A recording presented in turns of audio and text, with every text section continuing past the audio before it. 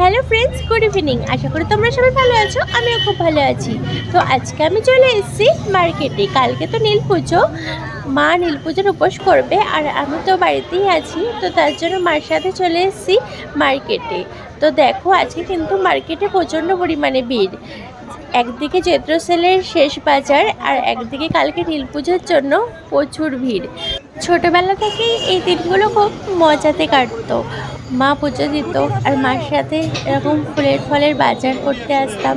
তো তারপরে মন্দিরে যেতাম, মা উপোস করতো, তারপরে প্রসাদ খেতাম।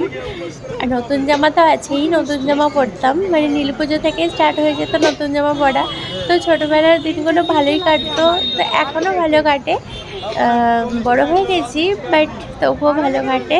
তো আমার তো অনেকগুলো নতুন জামা হয়েছে, তোমাদের সাথে শেয়ার করব। আর কালকে আমি বাড়িতেও চলে যাব, আর ওই বাড়িতেও কিন্তু আমার শাশুড়ি মা নীলের উপোস করছে।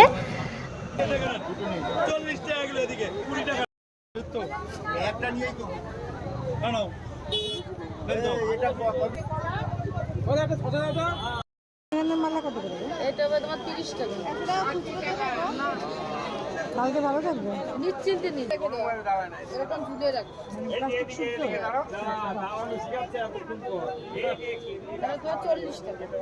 তো দেখো আমরা ফল ফুলের বাজার করে নিলাম। তো এখন চলে আসলাম দশকর্মার দোকানে, এখান থেকে সাবু সব কিছু কিনে নিলাম।